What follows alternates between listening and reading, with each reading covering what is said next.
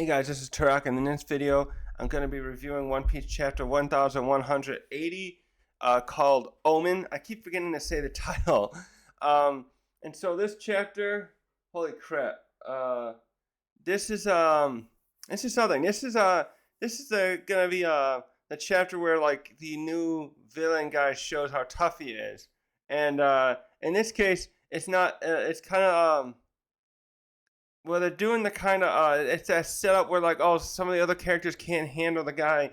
Well, so part of this is too like always the thinking, can we don't know what he does yet. It's like once you figure out the stuff, can they beat him? They and ooh, wow, man. Oh, I'm sorry. Why do you keep grabbing my cat? Wants me to hold it, but then she keeps trying to crawl on my table. Come on, sit here. You can stay right there. Okay.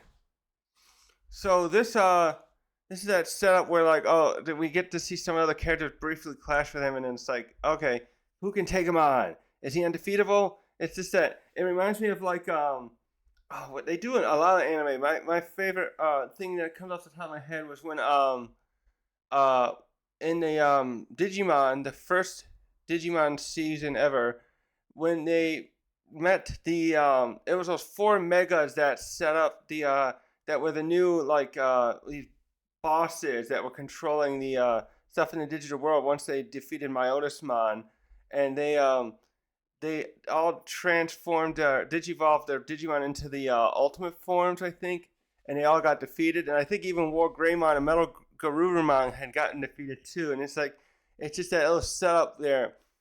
And we've had this in One Piece before too, where like the first time Luffy fights Lucci, he got beaten, and he fought Crocodile too, and then Kaido. And so we're gonna set that up here a bit. And so this power he's got is very interesting too, and it's gonna be something we want to go over more. Cause I'm wondering if it's like I'm wondering if it's a an ability that's like something spell related. It reminds me a bit. I'm curious where Oda's gonna go with this, with the power, his spell stuff, things like that, different magic, because it it's kind of like, is this stuff something anyone else can use, or is this just something that has to it's related to his an individual power he has? And I think it's the latter, that he has that Emu has some kind of power that lets him do some kind of demonic type stuff, which is related to him delegating power to the Gorosei. So there was something happening here too in the last chapter that was very interesting. I'm wondering if this is related to his devil fruit power, where if it is a devil fruit power, is where he can't leave Marijois directly without some kind of changing. He's doing something. He looked like got hurt here. He changed. I feel like while he was up there in Marijois, Emu was in some kind of other reality. That he was like in a shell of something protecting him. That silhouette thing, maybe like a very physical, like tangible thing that was not just to hide where he looked like, but to like protect his mortal coil form from being in danger. Or maybe it's like, or maybe it's the opposite. It almost feels like the opposite, kind of like a Frieza thing, where like he was not using his full power. He was like he had like transformed into this other form to control his power, and then he would buff up when he kept changing his forms. His power got higher and higher.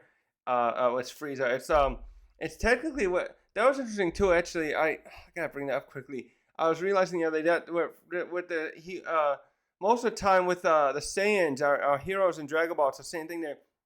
They reverse to the normal form, because staying transformed into Super Saiyan can be very taxing over time. The only one time they had made that different was when Goku was in the time chamber of Gohan. They learned to stay in a base Super Saiyan form and have their body get used to it, and in order to fight Cell, and then they could scale up their powers to the higher level they had maximized themselves to while training much easier by powering down to their base form.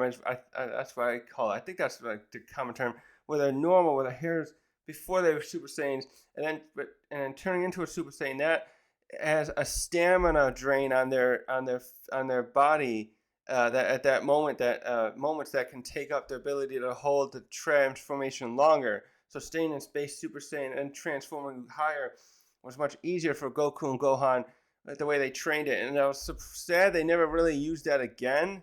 Although the way Goku trains, I bet his body. I feel like later on when he, by the time he got to Super Saiyan 3, it's learned it. That point in his age where time he learned it, well, he was also a soul then, so I don't know if his body would be able to handle this over time. But it's almost. I feel like he probably could turn on Super Saiyan 3 with it having less, taking up less stamina than it would years ago. The more the more you practice it, the easier it would be. Basically, now I'm getting on a tangent on that. Let's get into this. So Emu arrived there. Yeah, he's thrown off this other form, and but something's up there that we hopefully they'll explain later why he did this. And of course, we think he looks like he's a Lunarian, and this is something too to think about. Because I brought up like, did he wipe out the rest of his kin? This also feels like something with Frieza. There aren't many of those race people who are like Frieza we saw in his in Dragon Ball, and I'm wondering if like the rest of those guys were all killed off. That like Frieza and his family, like this may have been something King Cold may have done, because Frieza has that father who's technically the head, that's still the patriarch at that point there of the family run of the business they do of controlling planets and selling them all that stuff. I wonder if like maybe King Cold wiped out a lot of his family, the race, because they were perceived as a threat to them to their goals of near universal control. I get to see that happening there too, and it's like Emu, uh, perhaps is I feel like this is just that thing, the superiority. There's a superiority complex of sorts here, where he other races is beneath him because the Lunarians have this that different kind of near invulnerability, at least when their flames on. He doesn't still seem to. I don't know if he uses that power here. Actually, I gotta go look into that. The one thing that's confusing with if he is a Lunarian is he doesn't have the same flames as King, if that's true. But I think that if he is a Lunarian, I think that just simply is because this other power he possesses is changed his appearance here, where that ring on his back. Maybe that's it seems to be something with what his power is. But I'm wondering if that's substituting for his original flame, like it's changed aesthetically, kind of how he this devil fruit, if his power he's got, would just say has aesthetically changed some of his appearance, like the horns too. The horns are interesting because I'm wondering if that is from this devil thing. It's called the devil's fruit, so I'm assuming this is not an ancient giant. He doesn't have ancient giant in him, the way we see that the other giants do. Like, so let's say that I'm also bringing this because of like Kaido and Yamato. I have those horns, but that's because they probably must have some heritage with ancient giants. Yeah, so let's get into this. So we start out with him showing up there, and he's like, yeah, so he's exuding this power that's taken over the area. It's kind of flowing over and causing stuff to happen that reminded me of Big Mom. Everything, like there's some kind of sentient things possessing the houses, and they're like singing there, like heralding his arrival type stuff. And something else I want to bring up here with this design. I do like this design a lot. I noticed like someone made a good point here about how his design looked a lot like it was Tekken 101, about looking like Eneru, and how he's got the way the pants are and stuff. And something else that made me think of is I like how he kind of reminded me of Kaido the way he looks here, and it just made me sad. This is one thing I was sad about with Kaido and his design is, especially in the flashbacks, Kaido's legs look like they were normally proportioned to his body, but in the present day they look too stubby and short to his body proportions. And I kind of wish Kaido was drawn more like this. But I think Oda may have done that because he wanted Kaido to look bigger and broader shoulder than and to give him more imposing in that way. Because this guy too, he looks like he's about as I show him here later, he looks like he's about the same height as Kaido, or Whitebeard, that general really tall character. But I think he looks more imposing this way when he looks tall and lean like this, rather than the muscular with broad shoulder Kaido looked like. Just my opinion on that design stuff. So we finally get a good look. It also made me think about the Kaido too. Is the if you look here, he's got those things on his shoulder, things that are similar to Kaido's, right? So he's there on the roof of the Herald's castle, the king's castle, the August. Or is that what the castle's called? I forget the name now. And like that. Okay. So he's there, and so he starts immediately just showing off. He's kind of what you call like aura farming, and he's got quite the aura here. Look, the flames, even the flames are everywhere here. This is so this seems to be like an area it seems like there's an area of things under his influence. It kind of reminds me of Law. So he's got something going on here, and with that kind of stuff where he can do certain things within this area. But this I don't think it's I wouldn't say it's as the same as Laws in that. So it's not a surgery room, but he can I don't. The question is too. Can he like? There's something there too. Like, can he only do this kind of stuff he's doing with these houses to with inanimate objects? Is this supposed to be? Or is this like a? Oh yeah, it's probably like a light version of the Domi Reversi. But that thing, yeah, and so that seems to be something like that. Next thing I noticed too is he's got a lot of these skulls on him. I'm wondering if these are actual, skulls of different ancient giants, or is that right that the ancient giants had the I gotta look that up again with oh no, the horns are a little different there. No, okay. That's how much bigger Loki is than Oars. Okay. Wait, can I pull that up? That's on a Facebook. Okay. Is that what they're saying? They're estimating he's about the same size as the Oars? Interesting. The scale with Hiron, yeah, there's Kaido, Kuma, Luffy. Okay. So, no, I'm trying to think. I know Oda's drawn those horns before with like this. I'm trying to remember which ones they are. I was thinking it was Oars had the Oars. It might be other ancient giants. Maybe other ones had those horns because it's going down. It gives it more of a what's that like? They use it with other demon like horns and other stories and stuff. Other comics and things have a horns where it's kind of like they loop out and kind of go like this. I'm thinking maybe that's who is that? It's that guy in Darksiders. I was thinking of this guy Samael, but his horns are like very big and bricky, so it's kind of hard to see. But it's kind of like the way it comes out. No, I'm trying to think which one it was that showed that his horns. Yeah, no, wait, it is a little bit like this. I'm thinking a little bit like that where it comes out around, that they like to do that kind of stuff rather than just the ones go over like his do, like Emu's is doing here.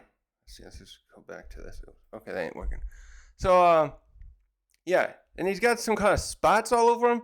This is something interesting. This was reminding me of what's his name? And that character, the antagonist in Black Panther, played by Michael. Oh, I can't think of his name, but he's Black Panther's cousin, and he like had ended up working in the U.S. military as like an assassin or something, and he had all those marks like that were like signs of all the kills he had ever done. Oh yeah, Michael B. Jordan, Black Panther. Hold on, that character he had in there. Yeah, like this. That all those marks he had on it. Oh, I'm wondering if that's what he had in there. I haven't watched the movie since it came out, but I think that was supposed to be the same. Like those were some kind of marks of all the kills he had completed, and I'm wondering if that's what Emu's got something else going on like that. So yeah, he's got a very interesting design here. He's got all these big ring things hanging from his hand, and most important was these eyes.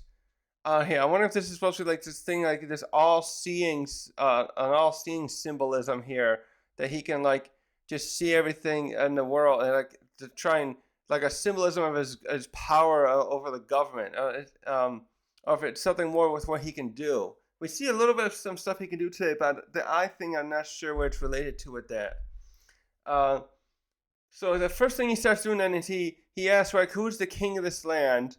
And this part was this is a mild thing, but it's like, okay, there's no actual king here. I don't know why the dialogue, why he says it that way. I think he's referencing Loki, I believe, pretty much. Like he knows. I'm surprised he didn't just say that. Like, where's Nidhogg? Why didn't he just say it like that? But he comes there asking, "Where's your king?" And and then he's doing some kind of thing where it looks like he's teleporting. And I'm thinking how that works. I was thinking about that because we got what's his name from Blackbeard's crew that can I can't think of his name. Not Lafitte. Van Augur. Van Augur's got that teleport fruit. I'm thinking what it is with him is he's can probably only do this, I imagine, within this area he's created, where he can like maybe it's like I think it's again it might be similar to Law where areas in this thing he's created a let's call it like a domain expansion thing like they do in Jujutsu Kaisen. He's created this area around there and he's able to do certain things in there.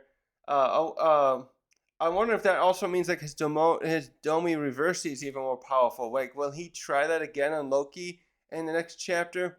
Because he meets Loki. Yeah, it's a little spoiler. He meets Loki at the end, but like, I wonder if he'll like try to actually fight him here, or what other powers he'll show up. So this is the Western Village again, and so he lands on the ground there in front of where the warriors are congregated. So we got all the ones here that were protecting Chief Jarl, and we had Zoro. Hiruden's group are here too. Hiruden's crew, and so Dorian, yeah, that's right, Dorian Bragi too. And so they're like, "What are you talking about? Who do you think you are?" And like, well, this land has no king. And so after that, the next thing he does is he notices that Gertz is still holding Summers, and so he turns his attention to help him. So he goes up to Gert, and suddenly her fingers are just cut off. Oh my god! So I don't know if this is kind of, it reminds me a little bit too. He did this earlier with Bragi, but he used a shotgun thing. He pulled it like out of a spell book type thing, and he shot Bragi's hand off. And I thought Bragi's hand was gone. Actually, I don't think I corrected myself. I think I said when Zoro changed it back, I was wondering if his hand was back, and I think it was. So I'm wondering if this is not permanent either. Like, I'm thinking this is like within this again this domain he's kind of created. He's like able to cut things as he pleases, kind of like Logan, and then maybe it's not permanent, but it does seem to cause her. It does cause her pain. She immediately at first here it looks like she's just in shock as it happens, and so yeah, he goes up to her. He cuts her fingers off somehow. We don't even know if he uses the weapon or not. He's kind of just in front of her. He moved over to her. Maybe he did it so fast with that blade. So he's got this like jagged bicento thing, kind of like Whitebeard's. But there's something too. I wonder if that's like the next. What's the Wazumono grade? That's called the I forget the one that has the 12. The Saji. I forget the name now. And right now we got 5 weapons that are in the highest thing. We got Shodai Kitetsu, Yoru, Ace. I can't think of Whitebeard's sword's name right now. Not Whitebeard. His Bicento. And then Fujitoro's sword also is the highest grade. And so then this weapon too is up there now. Saijo Wazumono. And then Wazumono, Ryo Wazumono. Okay, Ryo Wazumono is the third. Okay, I always thought Ryo. I keep thinking Ryo was the second highest. Ryo and then Wazumono. Okay. So he's got a weapon there, some kind of jagged bicento looking thing, and it's a very interesting looking weapon. It also makes me think back to Whitebeard's weapon. And I wonder if anyone will ever get that. All right, one more thing too here. Look at his tail. So this is that tail. Now we know he's got a tail here, and so we saw him use that again to kill Cobra, and he injured Sabo greatly with that a month ago or so when they at Reverie. So this demon thing is going on with the horns, the tail. He's got the flame things around him. And the circle one that keeps following his back. I'm wondering if this is also similar. I was thinking it might be different for the flame of if he's a Lunarian, but also is this like showing that the fruit's like awakened? Because that would be something else too. With the I should have said this earlier actually, because when we know when characters awaken their fruits, they can control an area, like the domain metaphor I was using, no matter who they are. So like Law has that power all the time even with the Api, is it the Api Nomi? But when we saw with Luffy and Doflamingo and Katakuri, when they awaken, when they use those things around them become that element. So like maybe that's how he's doing the flame things everywhere. That's possessing those houses and that. And it's very interesting because it's like, does that mean he's able to, again, can he do, is the Domi Reversi part of that thing where he like, is that only like is that like an awakening type thing with this fruit where you can convey these demonic powers to people? But then there's also like the God's Knights. So when he drops him here, for example, in the next panel, they're going to show that metal heart thing that Gerd discovered that seems to belong to Summers, and Zoro was surmising that it might, if they destroyed it, it would permanently kill him. So maybe that's housing some of that power to do that. But then there was also the tattoos that are part of the Covenant that we saw through Harold's flashback too. So there's so many questions here, basically.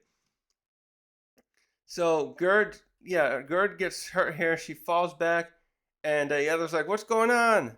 And so it's like she's just, we got everyone here. See, we got Goldberg, Stevison, there's Jarl, and Haruden. And then so Chopper like, "What the heck is that thing? What is going on here?"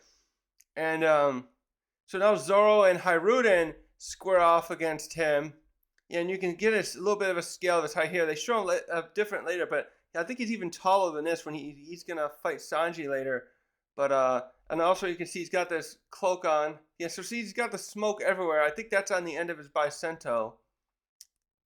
And so Zoro squares off with him. And we see Summers gets back his heart thing, and he's like, "Oh, I got it." And so Zoro faces him and is like, "Who are you? Are you with the God's Knights?" And but then Haruden doesn't even talk to him. He's like, "I don't care. He's an enemy." And he goes in for a punch at him. But Stevison makes like a... I like this here because I think Stevison is like thinking, like, no, he's still Haruden's still the prince, and I shouldn't let him get hurt. And he's being very cautious too. He says like, "No, don't go near him. We don't know what..." He says in the next panel, "We don't even know what he can do." And he kicks Haruden out of the way before he can make that punch. And then he gets... So, and while I was doing that, as Haruden was about to attack, Imu had already countered, and the attack... Yeah, it does look like he used his blade there. You can see it swishing down, I believe, there. And he takes Stevison's leg off. Oh, is he going to get a peg leg? Wait a minute, that's the peg... That's right. We don't have a character. No, we have us. Oh no, we have I'm sorry. We don't have it. It's the eye patch we don't have. I was gonna say how there's Oda's doing the different pirate tropes. We don't have a peg leg. I wonder if he'll end up. That's Zeph. We don't have. That's the eye patch. I don't think we have a character with an eye patch yet.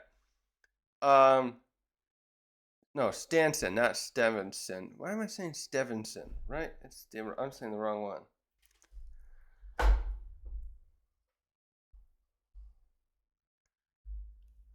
So yeah, Stenson is like gets his leg cut off, and then so now Gerd and him are injured, and the others are like watching us. I think they're all like kind of frozen in shock, like, what is going on? So yeah, we see Chopper and Froggy and the others like, who is that? What is he doing?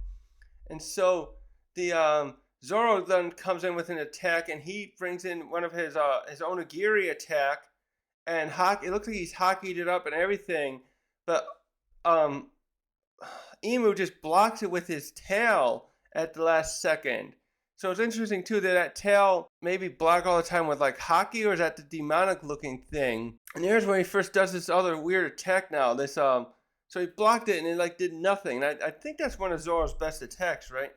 Yeah, this Onigiri, I believe that's like his main... I know that's one of his main attacks. He's got like different Santoryu attacks. Is that the one he used against the Purgatory? Is that the one he used against King? Either way, I know it's one of his best attacks, and he goes and uses it and gets blocked by Imu's tail, And then Imu just kind of, you can tell he almost looks dismissive, like, ha, you are nothing to me. So there's something here too with that where like he seems very powerful, but I'm wondering like how much of a warrior this guy really is. Yeah, I'm getting this vibe that Imu is just this kind of guy he's just a prodigy who's so powerful, prodigy in sort of like strength and with this devil fruit, kind of an Eneru thing again, that he doesn't really, he might not be really a sufficient fighter if he was cornered. Like he'd kind of be maybe not cowardly, but kind of like, oh, I gotta get out of here if I'm gonna get hurt. But he's just like a Frieza too, I guess. There, where it's just like, I've never actually had to train my whole life. What would happen if I did? Kind of thing that he did in the fight in the Resurrection F. Frieza did. So he pulls something. He starts summoning this flame out of his hand, and he looks like he flicks it at Zoro and calls it, and it's called Omen, which is like the chapter name, and it just hits. It hits Zoro. Come on, let me go like this. It hits Zoro in the face and just sends him flying away. And we don't get to see how much damage it does to him, though. We see some blood flying from him and that. So then Hiruden comes in again. The way Oda drew the shot looks so good. The muscles. Look at the muscles on Hiruden. Like, damn. Okay, he looks like Macho Man there. So he comes in with his axe, and so again, like Imu's just unfazed. He looks like it's almost like, oh, it's you. And so he pulls another flame from his hand, summons another flame from his hand, and this one he does this a few other times later. But he has it turns into these little demon face things, and it's like little bombs. It reminds me a little bit of Mr. Five's fruit, but in this case, it's little flames he conjures that can explode when he flicks them at people. And then he does it like that. Like it flicks in Hiruden's body at him, and his whole body just blows up, and he just flung back. And so after that, Imu turns his attention to Summers, who looks like he's still slowly recovering. And then so what Imu does is he pulls this halo-shaped flame out of his and conjures it, and oh man, I can't get my hand here. Okay, conjures it in his hand there, and he sends it over to Summers, and it seems to like give him some kind of power boost or something, or maybe it just heals him quickly. And so Summers knows what this is, and he's like, oh, thank you, an omen. This is so nice. And he just so he looks like he's just fully recovered himself, his healing. So from the damage he took from so he was knocked out by Luffy earlier, and then Gerd was keeping him apart.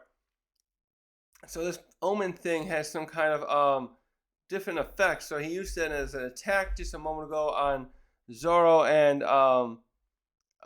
he called it omen there too. He flicked that flame thing at those two, and then he used this other one to heal him. So then he's like, he turns away from Summers and like, hurry up, Summers, there's little time. And so that was interesting. I was mulling over why he says that. I'm wondering if he can't stay here long. I'm thinking that's what he means. So he's doing this this is an anime trope that he's usually with the heroes. Like I'm thinking of like Ichigo, when he first gained his hollow mask, he only could use it for a short time. I'm imagining here that there's something like that going on where Imu doesn't want to stay here long, because he can't stay here long, I should say. And so you can see this flame thing he's put over Summers is still there. Oops, wrong screen. And so also while they're still doing this, they show later, they're showing here too the song. Oh no, see, they changed, right? So he leaps away. I don't know if he's flying or he just jumped out. Oh, and I didn't even know that Summers left the other way. Okay, I forgot about that. So Summers leaves and goes somewhere else. And so when he leaves, these houses, they just stop singing now. The only seems to affect the things right nearby him. And so while that's so now we switch to Chopper, and he's like, I think that's supposed to be Chopper's voice. Yeah, no, wait, they show him right there. Duh. because he's like, everyone get inside and let's gather the injured. And we leave this scene, Jarl like wondering what the heck was that all about? What are we dealing with now? And he takes action now and says, warning to all Elbath. There's some kind of other being has arrived here, like the God's Knights. Be careful. Oh. So now we see Imu flying across here, and we have to bring attention to his wings. I saw this now. There's so much else happening here with the Omen stuff that I really just did kind of overlook this tunnel, but he's got the Lunarian-looking wings. I have here the page with King from his fight here near the end of the fight with him and Zoro, and you can see the wings he's got here. And well, no, let's go back to the panel. Which is a good one? Right there. Oh, right here actually is probably like one of the best ones, when he's got the flaming wings there that across his whole body. Of course, and there's the flame, like flaming wings, the black wings. The flame is the other flame is there that he has, that's like seems to be supposed to be this normal Lunarian thing. I'm wondering, I was partially wondering if this is like a separate thing where like he only, maybe certain Lunarians can do this, and I don't know if all of them, but since we got the Seraphim, but they have his DNA in them, so they can incorporate his ability that makes him invulnerable when he's got this turned on, and then when he turns it off, he can move even faster. The more we see Imu, if that'll be interesting to see if this is something that was something he could just do, or if it's like all of them. Because he's doing flames, Imu, and King's got the flames, but maybe the flame things are just an extension of his Lunarian powers, but the Omen stuff is the Devil Fruit power he might have to and making it be able to have different qualities, especially with the way used it on Summers.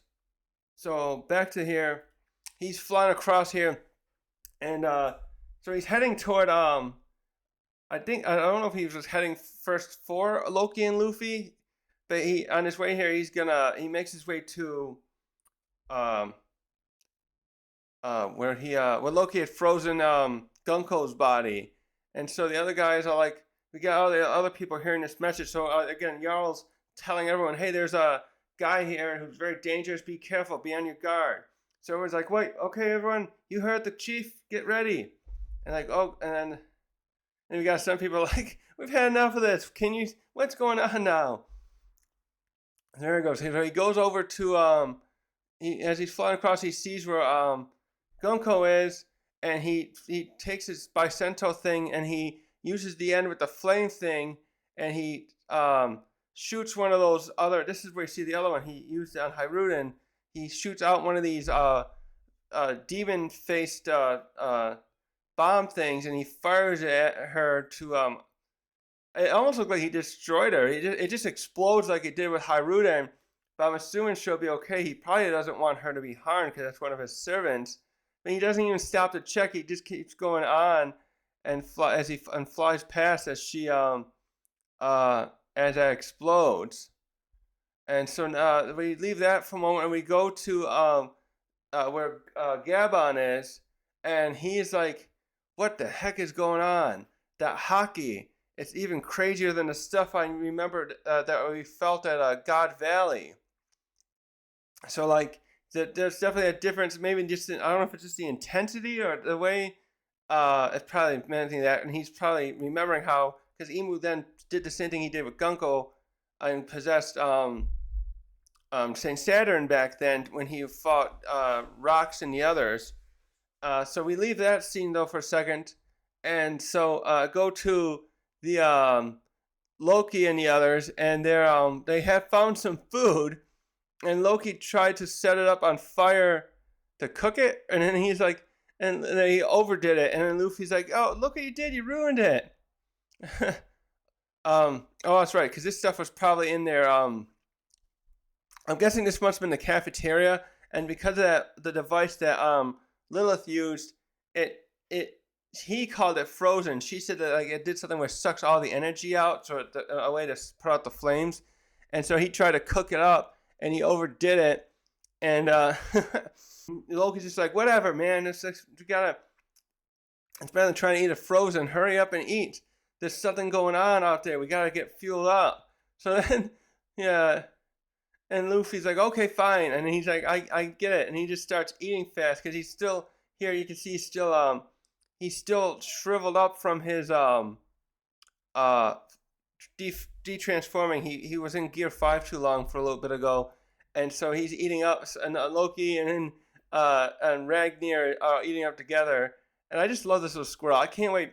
Squirrels are my favorite animal, by the way. So someday they make if they make a merchandise of him, maybe they already have. I'm gonna definitely be getting one of these. This is I want a little like a I don't know if I'll make like a little figurine. I'd want something that's like not huge, maybe like 4 or 5 inches tall, something like that, of Ragnar. So we go to the other Straw Hats. We got Frankie and Jinbei still watching over Usopp and Brook, who got hurt. And Nami, we saw Nami before. She was watching the weather change in the last chapter and was like saw the stuff that happened. I think she was able to see August Castle from the distance. And she comes back and tells the others, something's going on. No, she's like, oh, no. I thought she was saying something's going on. No, it's Jinbei, excuse me. Jinbei's like, I don't know, there's a tremendous Haki. It might be an ally of the God Knights. We gotta be careful. So he's like, if it is one of them, they might be after Killingham. So we switched to seeing Killingham, where and Sanji was one watching over him, and he's like, "Great One, you're here!" And so suddenly, the Omen, Imu sends one of those Omen circles over Killingham, and it starts like reforming him. It appears, and it frees him from the bonds that Sanji had on him. And so he lands there in front of Sanji. He's got that. I guess I don't know if this is supposed to be more of the flames or maybe it's Haki too. And so Jinbei's like, "Careful, Sanji. He seems very dangerous." And this is where Sanji attempts to fight him too. And Sanji just goes up, "Hey, who said you could release him?" And so he starts clashing with Imu here a few times. They exchange a number of kicks here, and Sanji's like just surprised I got this guy's power, and then suddenly Imu just swings a kick at him, and Sanji begins to defend himself, and then he just like the next scene we just see a giant explosion here, and the others are just like, "No, Sanji, you okay?" And then it looks like Jinbei tries to run up to the over there to check on Sanji, but the flames are like pushing him back. Or maybe they're just maybe they're actually literally producing heat. I think, yeah, I'm wondering if this is actually, yeah, the more I'm thinking about this I bet this is something to do with him being a Lunarian, and the flames are colored black because of his, maybe you can infuse Haki into it too. You've seen Haki infused into other weapons the way like Zoro does. Maybe that, but also the fact that he's got this darkness stuff with this devil thing seems to be partial explanation of that. So now Loki comes in. We start with just his foot dramatically coming down, like, "Hey, what are you doing here in Elbaf?" And so we turn here to excuse me. Imu. I keep blanking on Imu because I'm thinking, and he's like, "I here to search for the killer, my faithful servant Harold." and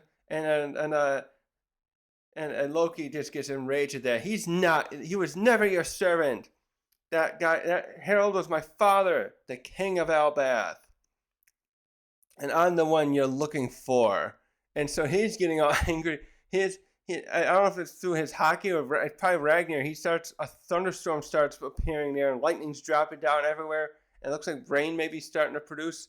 And oh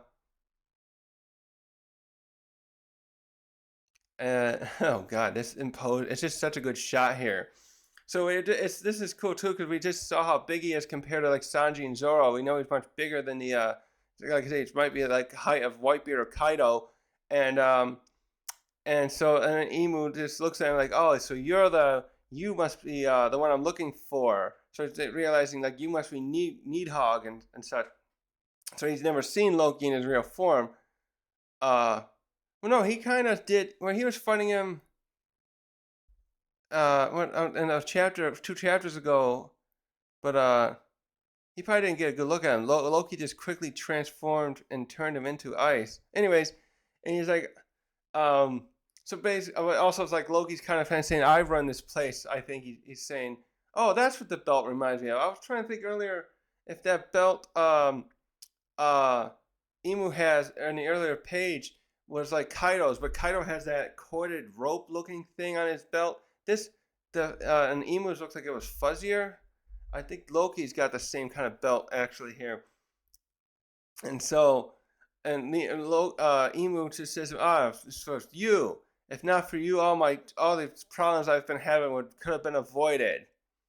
And Loki's like, it's too bad. You're in the real world now, so you gotta deal with me and Elbath.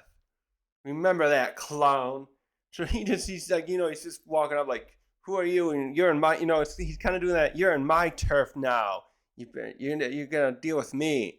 And if the chapter just ends with the two of them staring at each other like that, we still can't even see Loki's eyes. We haven't seen his eyes since he was a baby. I kind of wish they would have shown that here, because he's got probably one of the most interesting eyes other than Emu that we've seen. And we got like Mihawk too has those neat eyes. So I wonder if some point he'll take those bandages off and for some kind of power up, glow up type thing. The chapter ends right there. So we just briefly got to see Emu here fight. This is like 15 pages or so, but we saw it happen. It went by so fast, and we only saw him really fight Sanji, Hiruden, and Sanji. And it's like, okay, he really like Oda. The thing with Hiruden was like, we know Hiruden, he's for a giant, he's probably exceptional. But like Luffy took him out with a Gear Second jet pistol punch a few months ago in the time frame of the story at Dressrosa. So him getting taken out by Emu is kind of like, it's not that as impressive as seeing how he just stopped Sanji and Zoro, because as far as we know, like Hiruden's gotten a lot stronger since then. Like Luffy, anyways, yeah, the power skill. But seeing how he used that fruit against him was very interesting. But now it's like, okay, what? And so is Loki, and hopefully Loki gets more next chapter. I hope he gets like most of the screen time before Luffy jumps in. We're gonna have, or maybe they're gonna tag team, like tag out, like you fight him, I'll fight him. Thing going on here. Well, also Luffy's probably still gonna need time to recover. That's probably why Loki came over quickly to stop him, because he didn't break a sweat really in the last few chapters as defeating Killingham's things, and then he only had to use one attack from Ragnar to stop Gunko when he was possessed by Emu. She was possessed by Emu. So holy shit, what a chapter! And the artwork, Oda's really like the silhouettes and stuff, like the way Loki's drawn, the way the stuff with here, the shot, especially the last shot, I want to say where he was fighting here with Sanji. I really love how the artwork here is with the movement and the line work. So what's going to happen? The question is now, can Loki stand a chance, or is he going to get knocked out quickly by Emu? We know he's very strong for a giant. We know in his Nidhogg hybrid form he beat Herald. So now, how much stronger could Emu be than Herald, having who's an ancient giant with conqueror's haki, with and with the power of the covenant that he endowed upon him by Emu. I feel like Loki's gonna take some bad hits, but it'll be very interesting to see what else Ragnar can do, because it's just like, yeah, he's got that weapon and he's got his transformation, because maybe he'll use his hybrid form. So it's just gonna be like, how do we're stacking up the different things that he can do and the things we kind of seen what Emu can do. He's very fast. He's got an interesting weapon himself. He's got some kind of flame power thing, that this bomb thing, this Omen bomb thing that's kind of like looks like an advanced version of what Mr. Five can do. So holy crap. Yeah. I hope Zoro comes back to fight. I feel like Zoro. I feel like Zoro is something too like where after all this time we still haven't seen his left eye open, and that thing with the Grim Reaper appearing at Wano. Like, what is that all about? Coming that there. I was just wondering if Oda, like Zoro, still has something he can tap into where like later on, if they lose against Imu here, Zoro will like tap into some other power up and be able to take on this guy and harm him. We don't know how much. We don't know how injured he got here. He took that hit to the face, but we didn't see him for the rest of the chapter, so we don't know what kind of damage he took there. So yeah.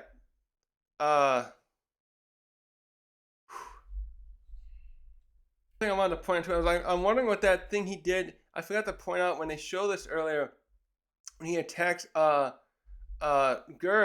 I don't know if that's supposed to be like a sound effect. It's the snick snack. I was trying to look this up, but in the unofficial one, the word reads superpan. When Gerd gets hurt here, and I just couldn't figure out if that's a. That I saw those last names with that thing, but I couldn't find if that was a like, I wonder if that was like something he said. No, because he says, "What are you doing, Summers?" Snick snack. Is that her saying that? Is like he do something to her? Yeah, it's just very confusing what that is. But I can't help but think this is something again similar to what Law can do, but in this case it actually did hurt her. And when Law does it, he's basically his power is basically administering like a anesthetic. Is that what you call it? Where it's like they don't feel pain. So when the first time I ever used it, you see him cut the head off a Navy soldier member, and the guy is this then Zoro, and then Law's holding his head, and but the guy is just like confused because it's like he's being tossed around, but he doesn't seem to be in any pain, except later his body gets set on fire. So when other things that touch his body, it hurts, but Law cutting in half doesn't. But this is something like that, but like maybe Law could hurt someone. I'm wondering if Law could do the same thing if this is similar too, where it if Law wanted someone to feel pain when he cuts them in half like that, they would. Like intent, basically. I wonder if the intent matters in doing this kind of thing. And then yeah, the flames around him too. I'm wondering if that's something to do with the awakening, or if that's just part of the aesthetic thing with this power in general. And yeah, everyone just is getting beat down. This was just the beat down thing again, where everyone gets defeated. That we have the other characters fight him, and so now it's just like, what else can he do? Because he again, will he try the Domi Reversi on them? Will he, or he simply try to fight that and kill him to eliminate Luffy and Nidhogg per se, those powers, Nika and Nidhogg, to take their devil fruits. I think he'll try that. I don't think he'll bother with the Domi Reversi again. I think he's gonna just try and kill them, and hopefully we'll get some monologuing from him too and find out what he is. I wonder if that's something too. Zoro just saw him. I wonder if we'll get back to Zoro, hopefully, and then he'll point out like, hey, he looked like a Lunarian, because he's the only one who ever saw of our allies, of the Straw Hats and everyone, who saw King's face, and then he told Luffy about that at Egghead, but Luffy still so Luffy will probably not be piecing that together because he never saw one that looks like this. He saw the Seraphim, who have the skin tone from King, but may not piece that together unless Luffy Zoro tells him later, or was it show him, or is it if he showed up here and says, "Hey, careful, he seems like a Lunarian," so that means in this flame thing. So I wonder if this flame thing if he has a flame thing, will it ever show up here too, or that just again with this thing is this like thing in place of that? So like he might still be invulnerable the way King is, even if you were to cut him or hit him, or if like Loki gets a good shot in with Ragnar, we have to presume we don't know when he'll like be vulnerable if he is a Lunarian. So I don't think there's a break next week either. So oh yeah, I gotta look at these wings again. So is that just because he's zooming? I think those white clouds are because he's zooming around, flying. And again, the horns too. When I was saying, like, I wonder if those horns are related to his devil fruit, or if he is an ancient giant demon thing too. They almost look like Yamato's. What does Yamato's look like again? Hold on. They look a little bit like Yamato's, but hers come up and curve like that. Like and then his no, well, that one it's a little bit like hers. Of course, hers are red. We don't know what color. Uh, uh, um, and then when I can't see her horns there. No, it does look a little bit like that. I wonder if that's just something like he's similar to an Oni thing, like Kaido and Yamato. Yep, a lot of questions here. Hopefully we'll get some explanation from this in the next chapter of what he is, and the eye thing too. So that's it for today. Thanks for watching.